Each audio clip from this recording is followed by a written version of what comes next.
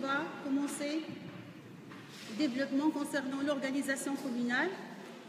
Et je crois qu'on a déjà parlé de la place de la commune dans la structure territoriale marocaine, l'importance aussi de la commune en tant que collectivité territoriale de base, collectivité territoriale qui a permis, avec l'évolution du processus de décentralisation au Maroc, elle a permis une sorte de consolidation de la décentralisation communale.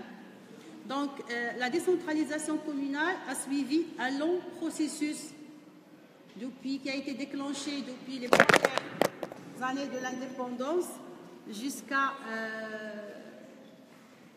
aujourd'hui. Bien sûr, ce processus est caractérisé par une évolution lente, certes, mais une évolution considérable vers plus d'autonomie, plus de compétences au profit des communes. Donc nous, on va voir ce processus de construction territoriale au niveau communal. Et je tiens à souligner que s'il y a une collectivité au Maroc qui a bénéficié d'une démocratie locale au niveau de la gestion, soit au niveau de la gestion ou bien au niveau même du choix du mode d'élection des représentants locaux, c'est au niveau communal. Donc on va voir l'évolution de cette décentralisation depuis les premières prémices, les premières expériences de décentralisation jusqu'à aujourd'hui, notamment les réformes de décentralisation déclenchées en 2015 en application des dispositions de la Constitution de 2011. À chaque fois, je vous renvoie au titre 9 de la Constitution intitulé « Des régions et des collectivités territoriales ». On a eu l'occasion de voir de plus près les principes fondamentaux de l'organisation territoriale, les principes constitutionnels. Qui peut me rappeler ces principes? On a parlé du principe de la gestion démocratique des affaires locales, le principe de l'autonomie, le principe de la subsidiarité, le principe de la coopération. Donc tous ces principes-là, on va voir leur implication dans le cadre des textes juridiques, comment le législateur a traduit les principes constitutionnels à travers les dispositions législatives. Donc vous avez devant vous une évolution donc là, du processus de décentralisation depuis la première expérience de 1960 jusqu'à 2015 ou l'année de promulgation des 3 lois organiques. Donc je tiens à souligner que le Maroc indépendant, juste après l'indépendance, a été confronté à deux contraintes majeures, 2 enjeux majeurs. La première contrainte, c'est celle de la construction de nouvel État indépendant. C'est vrai. Oui, la consolidation de l'unité nationale. Donc le pays venait de sortir de l'emprise de la colonisation et il avait besoin de consolider l'unité de l'État, de créer, de générer un pouvoir politique puissant, fort, qui puisse donc et un pouvoir qui arrive à maîtriser le territoire national. C'était ça le premier enjeu, la première contrainte. Mais parallèlement à cette contrainte, le Maroc a choisi la voie de la démocratie, la voie de la démocratisation, de la modernisation. Il était aussi contraint à consolider la gestion démocratique, surtout au niveau territorial, à travers la mise en place de structures décentralisées. Bien sûr, le souci de création de ces structures décentralisées était au niveau des premières années de l'indépendance, était donc dans cette vision générale de consolidation de l'État national et de renforcement du pouvoir central. On a réfléchi à la décentralisation comme un moyen de renforcement du pouvoir de l'État et un moyen qui permet la présence de l'État au niveau territorial, à travers bien sûr un réseau dans l'administration territoriale et à travers des structures locales qui, je parle aussi surtout des structures communales, qui étaient accompagnées au niveau de leur action, au niveau de leur attribution, au niveau de leurs actes, accompagnées par un réseau d'administration territoriale incarné par les gouverneurs, par les agents d'autorité qui étaient présents dans tous les coins du territoire national. Donc, il y avait ces deux contraintes. La première, c'est la consolidation de l'État national, un État fort puissant, fort centralisé aussi parce que le Maroc, il a hérité cette centralité du système du protectorat. Même après les réformes territoriales adoptées au Maroc, c'était des réformes largement inspirées du système décentralisé français. Et il y avait la deuxième contrainte, c'est la démocratisation des institutions administratives à travers la mise en place d'un processus de décentralisation. Ce processus, il a évolué. On a commencé par les communes, puis les provinces, les préfectures et les régions.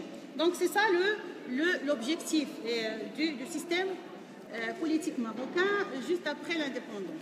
Donc là, au niveau du processus d'évolution de la décentralisation communale, donc on va consacrer cette séance, peut-être la séance prochaine, à la décentralisation communale, qui a vraiment connu une consécration, une consolidation à travers la pratique surtout, mais à travers les réformes territoriales qu'a connues le Maroc.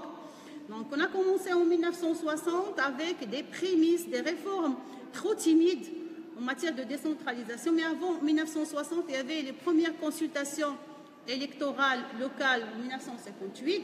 En 1960, on a mis en place les jalons d'une structure communale avec des communes, avec d'abord une répartition territoriale communale, puis des instances communales comme un président, un conseil, un président avec des attributions. On va voir la nature de ces attributions.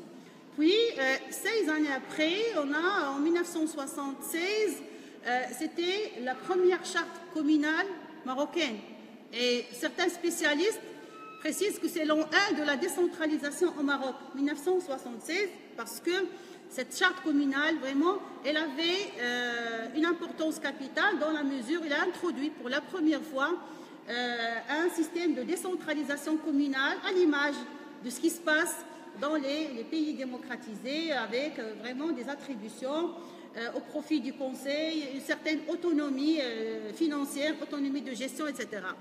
Donc, de 1976 jusqu'à 2002, donc l'exercice de la décentralisation communale a connu une sorte de maturité et le cadre juridique de 1960 n'est plus adapté aux innovations qu'a connues le système administratif politique marocain et bien sûr les réformes sont allées vers une révision profonde du statut communal. Donc la réforme de 2002 a été réformée aussi en 2009 et puis donc la dernière étape de ce processus de décentralisation communale, c'est les lois organiques de 2015, les lois 111-14, 112-14 et la loi 113-14. Donc, nous, on va travailler sur la loi organique concernant l'organisation communale et ce sera donc l'objet de cette partie-là, mais il est opportun de tracer cette évolution du processus de construction communale depuis les premières étapes, les premières esquisses de cette décentralisation jusqu'à aujourd'hui. Donc, au début de l'indépendance, la réforme communale ou bien le régime communal n'était qu'une prémisse, donc un essai pour tester d'abord la recevabilité du milieu social et aussi pour préparer les structures locales à de nouvelles pratiques démocratiques, les préparer à de nouvelles formes, une nouvelle forme d'administration locale parce qu'on va accorder aux communes, aux populations locales la possibilité de s'autogérer à travers des structures nouvelles, des structures communales nouvelles où les populations auront leur mot à dire. C'est les populations qui vont choisir ceux qui vont gérer leurs affaires. Donc c'était une sorte de familiarisation, un essai de cet exercice démocratique parce que qui dit décentralisation communale dit démocratie locale, on en a parlé. Donc, et c'est au niveau de la commune que la démocratie se consolide, que les populations arrivent avec le temps à gérer leurs affaires démocratiquement. Et là, je reviens à la célèbre citation dont je vous ai parlé une fois, la citation d'Alex de Tocqueville, quand il a considéré la commune comme une sorte d'école où on apprend, où les populations, où les citoyens apprennent la démocratie. Donc, elle a précisé que les communes sont à la liberté, sont à la démocratie, ce que les écoles sont à la science. Donc, si on apprend au niveau des écoles la science, c'est au niveau des communes que les populations se familiarisent avec les pratiques démocratiques. Donc, les autorités marocaines ont procédé pour une décentralisation évolutive et progressive. Je parle de la décentralisation communale. Au départ, on a lancé les jalons d'une structure communale. Bien sûr, c'était une décentralisation largement timide par rapport à ce qu'on va voir actuellement, par rapport aux pratiques démocratiques actuelles, au mode de gestion, au niveau des structures, au niveau des attributions, mais aussi, surtout, au niveau des moyens financiers et humains qui permettent aux communes de s'autogérer. Donc, il y a une évolution, je dis bien, et c'est l'opinion de la plupart des spécialistes, que l'évolution de la décentralisation communale, elle a été lente, c'est vrai, mais quand même, elle a été progressive. Lente dans la mesure où les étapes de réforme n'étaient pas tellement importantes. Donc, on est parti de 1960 jusqu'à 1976, la réforme de la charte communale. On a attendu jusqu'à 2002 pour réformer la charte de 1976. Et donc, on a rectifié quelques dispositions en 2009. Et ce n'est qu'en 2015 où vraiment les structures communales ont été aménagées de force à accorder à ces autorités plus d'autonomie, mais de l'autre côté, plus de responsabilisation. On va voir que même le statut de l'élu a vraiment posé les élus locaux devant leurs responsabilités. Donc, vous avez là quelques dates en matière de décentralisation. Donc, le Dahir de 1960 qui a accordé aux collectivités communales une autonomie largement très relative, une autonomie fragile, où l'autorité de l'État était vraiment présente, un pouvoir exécutif largement réduit. Et là, quand on parle de pouvoir exécutif, on songe à quelle autorité? On songe au président du conseil communal. Donc, c'est lui, normalement, qui détient le pouvoir exécutif. Les compétences des communes étaient largement circonscrites dans un cadre de tutelle très fort. Et là, quand on parle de la tutelle, il y avait un procédé de tutelle vraiment gênant pour l'autonomie locale, c'est le contrôle d'opportunité. Donc, un contrôle qui permet aux autorités de tutelle d'intervenir à tout moment pour donc redresser des situations, ou bien donner des injonctions, ou bien proposer des décisions à prendre, refuser des délibérations, etc. Donc, c'était un procédé vraiment très lourd qui freinait l'autonomie des collectivités territoriales. En 1960, comme j'ai dit tout à l'heure, et là je me réfère à ce qu'a précisé le professeur Brahimi quand il a parlé de l'an 1 de la décentralisation au Maroc. Et il y a certains spécialistes qui parlent de l'acte 1. L'acte premier de la décentralisation, c'est 1976 avec la charte communale.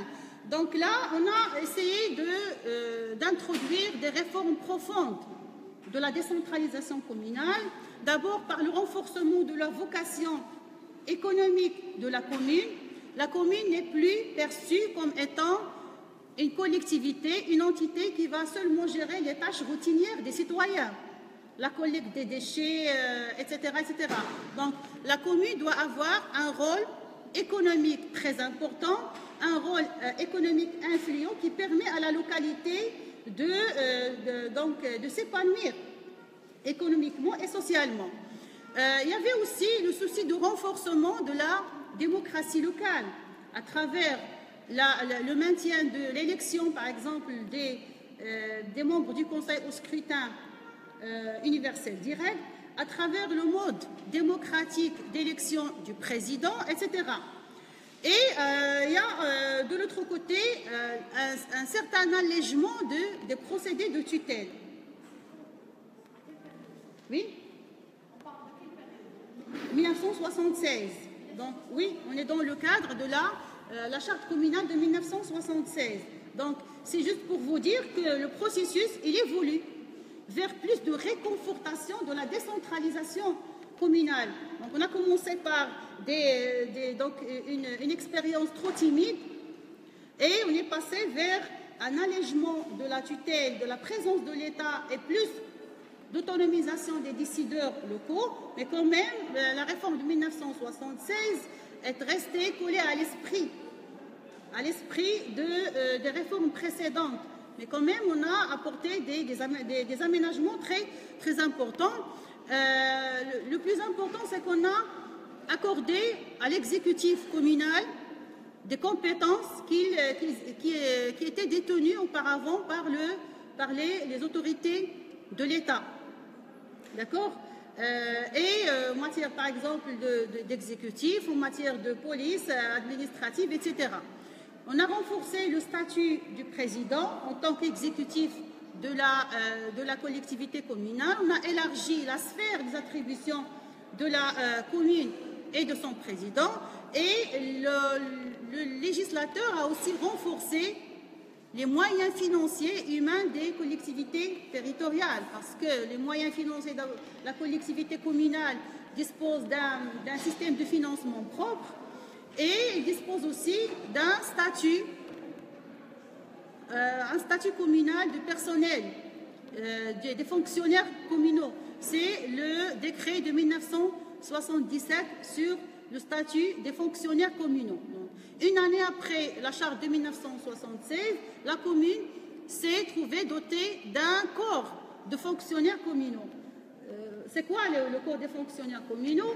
C'est des agents qui travaillent pour le compte de la commune et qui sont recrutés par le président du conseil communal. Donc là, on a essayé de faire sortir un petit peu le corps des fonctionnaires communaux de l'ombre de la fonction publique nationale.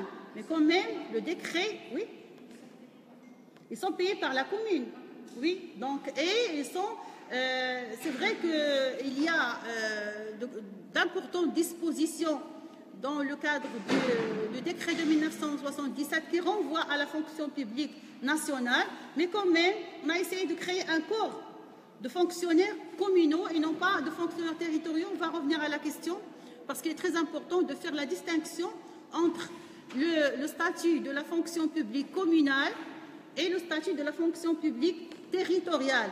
D'accord? Donc ça, c'est les grandes lignes de la réforme communale de 1976. Je n'ai pas voulu m'attarder sur ces réformes-là parce que l'essentiel de notre étude va donc être axé essentiellement sur la loi organique de 2015 portant sur l'organisation communale. D'accord? Donc, après 1976 est venue la réforme de la charte communale de 2002. Donc là, à travers cette loi de 2002, on sent que le législateur a voulu consacrer en quelque sorte l'autonomie communale à travers des dispositions, des aménagements profonds de la charte de 1976. D'abord, le législateur a élargi la sphère des attributions des collectivités communales. La répartie en 3 catégories. Vous vous rappelez la célèbre trilogie dont on a parlé des compétences. Donc, il y avait les compétences propres de la commune, les compétences transférables et les compétences consultatives. Partagées, c'est après. Mais avant, c'était les compétences consultatives en 2002. Donc, le statut de l'élu a été révisé dans la mesure où le législateur a voulu responsabiliser les élus en leur mettant devant des obligations par rapport à leurs droits. Et le statut de l'élu, on va voir que la loi de 2015 a bien précisé les droits et les obligations de l'élu.